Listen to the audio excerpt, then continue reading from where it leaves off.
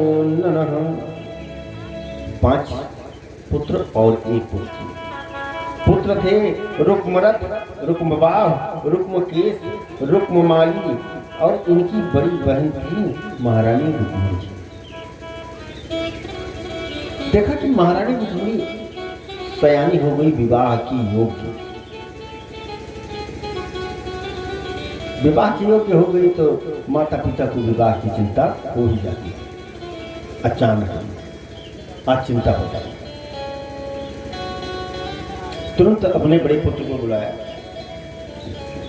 कहा ऐसा है कि बेटी का कहीं विवाह हुआ। कहा ठीक है। चले गए और दमघोष के पुत्र शिशुपाल के साथ बेटी का विवाह देखा। रुक्मिणी का भाई रुक्मी विवाह देखा और विवाह पसंद करके कह दिया परसों बारात लेकर के आओ। अब आकर के पिताजी को बताया, कहा पिताजी विवाह तो पक्का कर दिया। कहा किससे? कहा बहुत शक्तिशाली वीर से। कहा हाँ तो क्षत्रिय की बेटी का विवाह वीर से होना ही चाहिए। कहा कौन है? कहा शिशुपाल। कहा वीर है? कहा बहुत अद्वितीय शक्ति है उसे। कहा कि ठीक है। इस बात को महारानी रुक्मिणी सुन रही थी। महारानी रुक्मिणी सुन रही थी और ये भी सुना कि परसों बारात आएगी। महारानी रुक्मिणी जो है चिंता करने लगी। अपनी माँ से जाकर के बोली, माँ पिताजी ने तो अब भैया ने विवाह तय कर लिया। कहा कहाँ? कहा दमघोष के पुत्र शिशुपाल राक्षस के साथ विवाह नहीं करूंगा। कहा तब किसके साथ विवाह करोगी? कहा कृष्ण। कहा कृष्ण को जानती हो? कहा नाम हमने सुना। कहा नाम कैसे सुना है?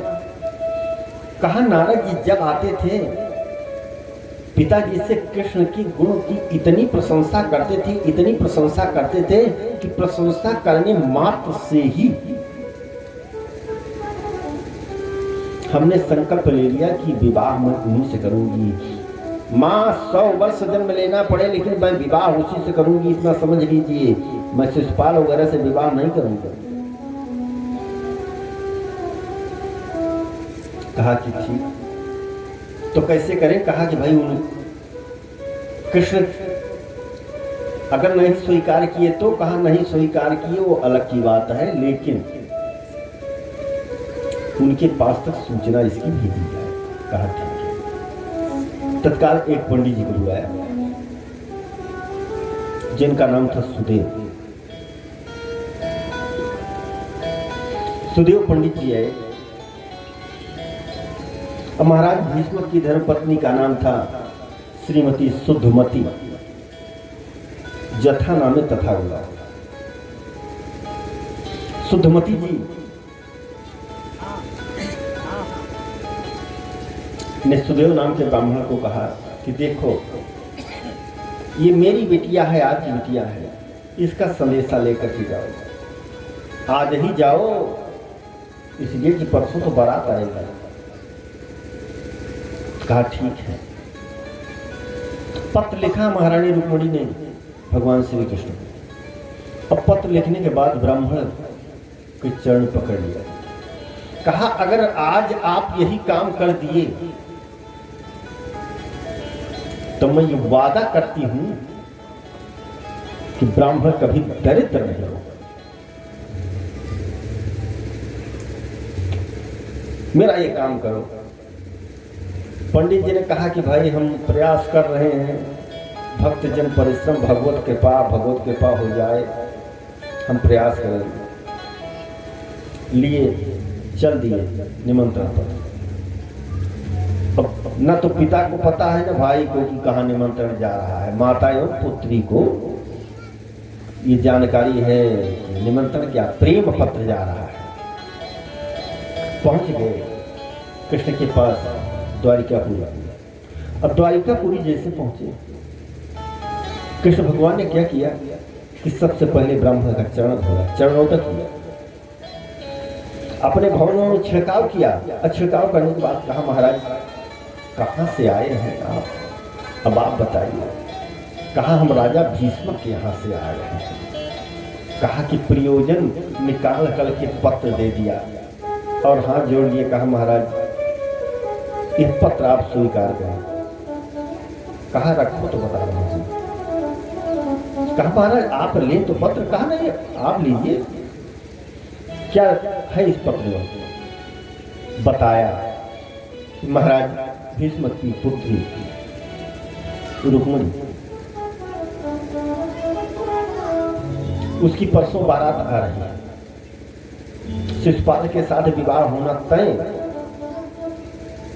और वो प्रेम विवाह आपसे करना चाहती है। कहा, ठीक है। तो कहा, पत्र में क्या लिखा है। कहा कि यही लिखा है। तो कहा, पढ़ो पंडित जी। कहा, महाराज ये आपका प्रेम पत्र है, हम कैसे पढ़ें। कहा, ओ आज तक अपना कोई रहस्य हमने ब्राह्मणों से छिपाया नहीं, तो आज कैसे छिपा दूं भाई। अब विवाह का पत्र है तो मैं पढ़ूंगा कि आप पढ़ोगे। आप पढ़ो महाराज, विवाह की पाती तो आप पढ़िए। कहा कि कैसे पढ़े। कहा, नहीं पढ़ना तो पड़ेगा, आप ही पढ़िए। अब क्या करें पंडित जी, चक्कर में पड़ गए। कहा, महाराज प्रेम पत्र है। कहा, नहीं तो उसमें क्या दिक्कत है, प्रेम पत्र है, पढ़ो। आप जो कहेंगे महाराज जी सब स्वीकार है। पत्र पढ़ रहे हैं पंडित जी। पत्र में लिखा है, महाराज रुक्मिणी ने सत्वा गुणं भुवन सुंदर श्रेण्यतांति निर्विश्य खंड विभरे हरतो गतापं रूपं दिशां दिशिमतां खिलनाभुलाभं तत्तच्युता विशति चित्तमपत्रमीः सुत्वा गुणान सुंदर। कहा, महाराज जी लिखा है कि स्वामी जी हमने आपको देखा तो नहीं, लेकिन नारद जी ने आपके गुणों की, आपके सुंदरता की इतनी महिमा आकर के हमारे यहाँ बता दिया है कि हमने ये संकल्प ले लिया कि 100 जन्म लेना पड़ेगा, लेकिन मैं विवाह आप ही से करूंगा। अब बहुत दहेज लेकर के आ रहे हैं। कौन सा दहेज कि जो बहुत सोमवार के व्रत हमने रखा, जो गौरी पूजन किया, शिव पूजन किया, वो दहेज तपस्या। ये नहीं कि रुपया पैसा से तो पिताजी तो शिशुपाल के साथ तय कर चुके हैं, वो सब हम नहीं लेकर के आए। अब पंडित जी पत्र को पढ़ करके हाथ जोड़ करके कहा, महाराज अब ये बताइए कि आप क्या कह रहे हैं। कहा, जो हाल महारानी रुक्मिणी की है वही तो हमारी भी है। कहा, क्या। कहा, नारद जी हमारी प्रशंसा उनसे करते हैं, अब उनकी प्रशंसा जब आते हैं हमारे पास करते हैं, और यहाँ तक करते हैं कि जब नारद जी प्रशंसा करके चले जाते हैं ना, तो रात्रौ निद्राम न लब्धवान, रात में ठीक से नींदें नहीं आती है। तो कहा, क्या ये पत्र स्वीकार है। कहा, इसी का तो इंतजार था हमको, कई रात तो सोए हो गया। नारद जी आए थे, बहुत महिमा मंडन कर रहे थे। कहा, तो कब चलेंगे। कहा, इसी वक्त चलेंगे। तुरंत 4 घोड़े छांटे, हवा के तेज के समान चलने वाले। अब तुरंत पंडित जी को बैठाया और घोड़े हवा में उड़ गए। बलराम भैया ने कहा, अरे द्वारकाधीश कहाँ जा रहे हो। इतने में तो चला गया, रथ उड़ गया। तो सबसे पूछा बलराम भैया ने कि ये बताओ कि कहाँ गए द्वारकाधीश से, शाम कहाँ चले गए अभी। कहा कि ये तो नहीं जानकारी है, किसी से बताए नहीं। एक पंडित जी आए थे और उन्हीं से कुछ बात कर रहे थे और उसे चले गए। कहा, पंडित जी कहाँ थे। कहा, हाँ जब उन्होंने कहा कि महाराज जी से मिलेंगे तो हमने उनसे पूछा था कि माँ कहाँ से आ रहे हैं ये बताएंगे। तो कहा, कुंडनपुर से। कहा, ओ अरे कुंडनपुर की राजकुमारी का कल स्वयंवर है। कल स्वयंवर है ना, तो वहीं पर गए हैं। चलो हम लोग भी बाराती बन करके चलते हैं, नहीं वहां शिशुपाल, दंतभक्त और आदि राजा आ जाएंगे ना। और जब ये सब राजा वाजा आ जाएंगे ना तो बहुत युद्ध होगा। चलो साजो, सभी सैनिकों को करके ये भी अब ना चल दिए। इधर महारानी रुक्मिणी जो है वो क्या करती हैं कि पीपल होकर के गौरी माता का ध्यान करती हैं, वहीं से कहती है माँ मेरी मनोकामना पूर्ण करो। मेरा पत्र वो स्वीकार कर लिए, हमने तो उनको देखा तक नहीं है और हमने मानसिक विवाह कर लिया है। माँ कृपा करो। यही कहती बीबल है। इतने में पंडित जी जो है कि उसमें लिखा था कि कुछ निमंत्रण पत्र में कि कुल परंपरा के आधार पर हमारे यहाँ कन्या सबसे पहले गौरी पूजन करने के लिए गौरी मंदिर आती है, वही मैं आऊंगी सहेलियों के साथ और आप मेरा हरण कर लेना। कन्हैया वही रथ लगा करके एक कानर पर खड़े हो गए। अब पंडित जी डंडा घुमाते हुए आ रहे, मुस्कुराते हुए। आने वाले की चाल देखकर ही पता लगता है काम बना करके आया है कि बिगाड़ करके आया है। अब पंडित जी आ गए तो महारानी रुक्मिणी ने देखा तो बहुत मुस्कुराई कि पंडित जी प्रसन्न है तो कार्य हो गया। तो पंडित जी से पूछा, कहा महाराज जी क्या हुआ, हमारा ये जो पत्र दिया था हमने उसको स्वीकार किया, क्या कहा आएंगे कि नहीं? पंडित जी ने कहा नहीं। इतने पर तो महारानी रुक्मिणी गिरी और बेहोश। अरे कहा महारानी जी बात तो पूरी सुनिए, आप एकदम बेहोश हो गई हैं, पूरी बात तो जरा सुन लीजिए। कहा नहीं आएंगे तो हम योगाग्नि से शरीर भस्म कर लूंगी। कहा बात तो सुनिए पहले, आएंगे नहीं आए हैं। कहा कहाँ है? कहा जो प्रेम पत्र में आपने लिखा था वहां। तब तो क्या किया कि अब सहेलियों को बुला करके पूरा श्रृंगार किया और श्रृंगार करने के बाद अंग अंग पर प्रभु के नाम को लिख दिया।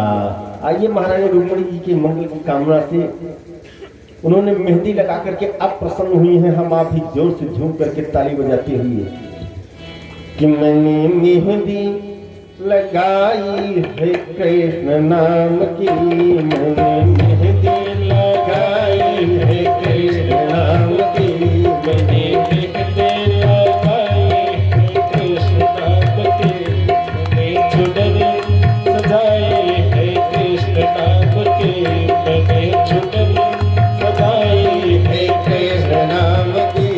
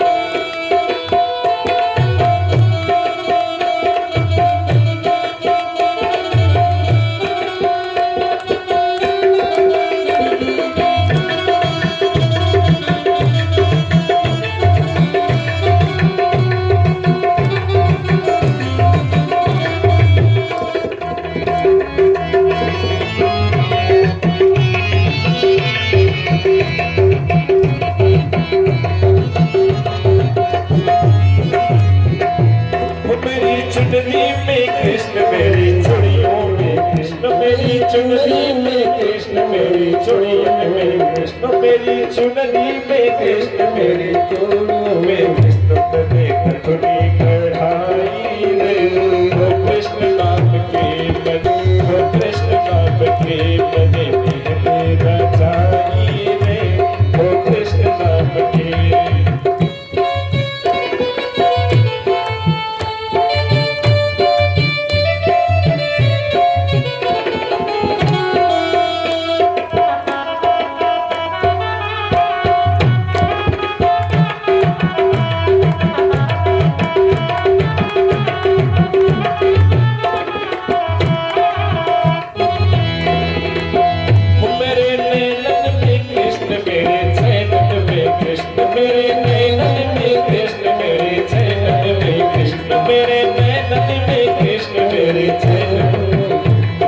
गजरा लगाई रे वो कृष्ण नाम की मैंने गजरा लगाई रे वो कृष्ण नाम की मैंने मेहंदी लगाई रे वो कृष्ण नाम की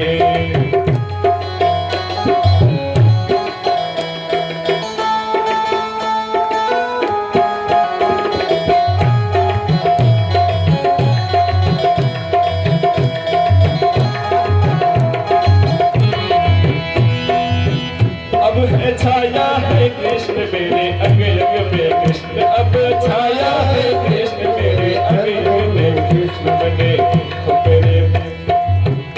मेरे माला बनाई रे वो कृष्ण नाम के बने माला बनाई रे वो कृष्ण नाम के बने मेहंदी रचाई रे वो कृष्ण नाम के बने मेहंदी रचाई रे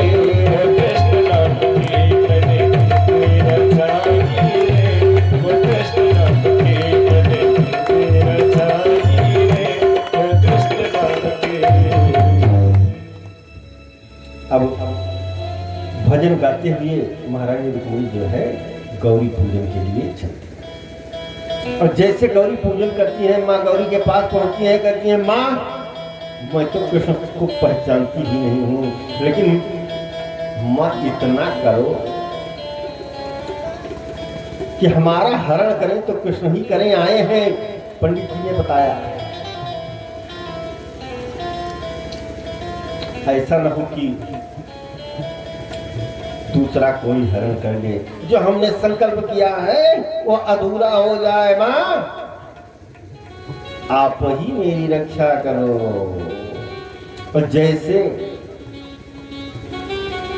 माँ गौरी का पूजन करके नीचे उतरी सीढ़ी पर आई रही थी कि शिशुपाल ने क्या किया कि सब सैनिक लगाए थे कि देखो कि अगर रुक्मिणी आएगी तो ऐसा तो नहीं है कि कोई राजा आए और हर करके चला जाए सब सैनिक लगे थे और सीढ़ी पर जैसे महारानी रुक्मिणी को देखा सैनिकों ने एकदम चकाचौंध हो गए